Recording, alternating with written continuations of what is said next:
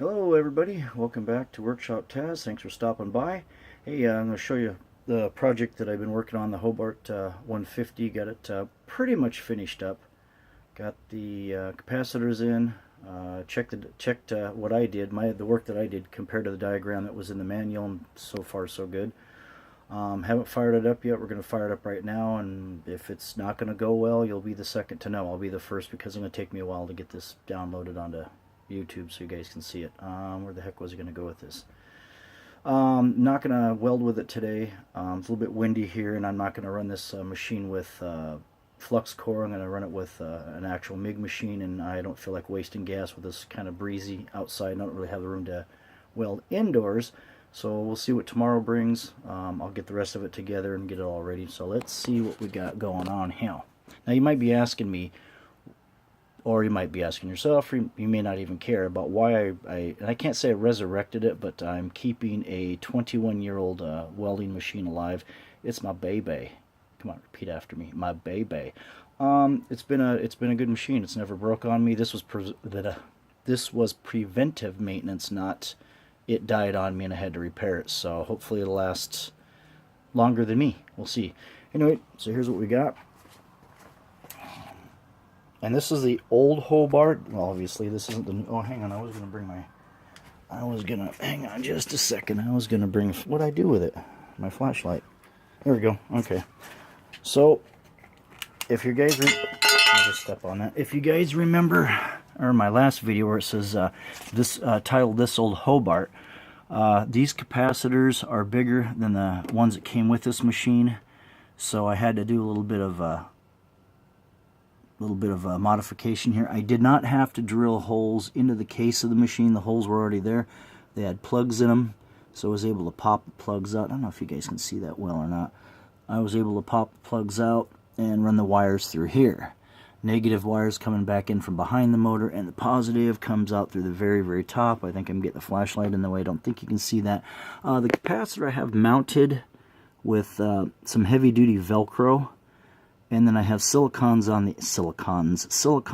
the ends to hold it in there. The Velcro that I'm using got from Hobby King, and it's great for holding battery packs in and receivers and stuff like that, fuel tanks for radio-controlled airplanes. It works awesome for that. It's really good stuff.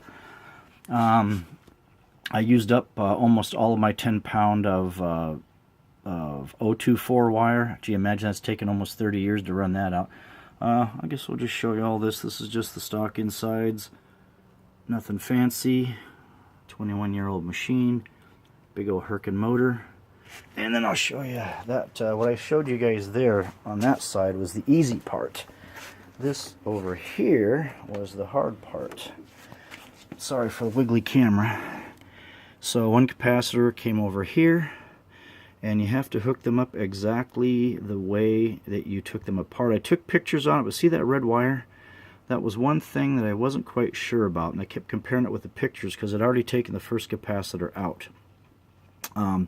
Now, to me, being brought up, red goes on positive when it's a DC circuit, always. Well, not in this case. I checked against the schematics in the owner's manual, and sure enough, red goes on negative, and it says if the drive motor spins backwards, go ahead and reverse that. So we'll go with the settings. Sure enough, they had it on the negative side, which I'm still trying to figure that one out. They must have a different way than what I'm thinking. Anyway, nothing special, just an old machine. Okay, kids, so here's what's going to go on.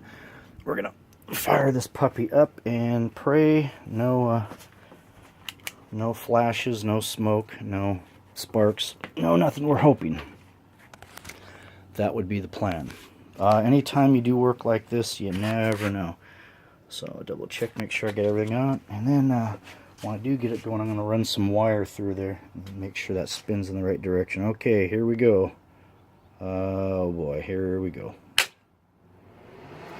Okay, fan comes on. This is the part where you do not stick your fingers in there at all. And yes, I do have the side cover. Fan's running.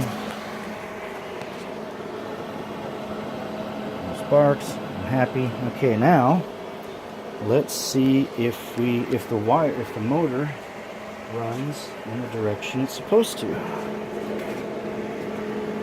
Hopefully it will. Oh, it does. Look at that.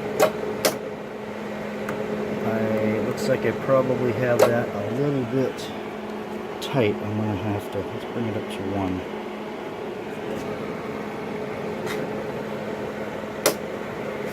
That's pretty slow, but that's okay. I'm going to have to adjust the tension on that.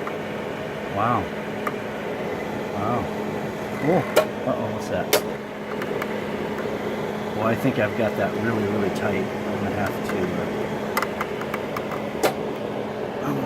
loosen that up. I can hear it binding. Well, actually, it may not be binding as much as... Let's see.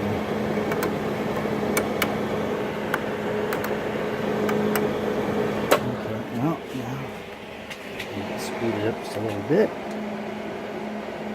And then you try to stand this straight. Where is it at? Here we go.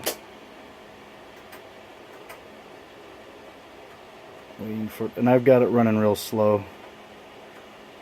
Come on, you can do it. I feel it coming up the neck of the gun here. I feel it. I feel it. Here it comes. Look at that. Woohoo! I don't know if you can see that or not. There we go. Success. Now put your tongue on that and tell me what you feel. I'm just kidding. Don't do that.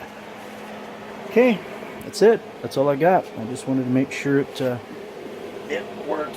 I'll set that down there away from a non-conductive item, which would be the concrete. Okay, that's all I got. Just a quick video. I'm very, very happy that it's working. I don't know if it's going to weld yet. I'll try that tomorrow. We'll hook up the gas to it. I'm going to steal the gas from my Lincoln. Hook up this puppy, hit a couple welds on something. I'll videotape that. I'll have to do that with a different camera because I don't have a mount for this. That's all I got. Random video.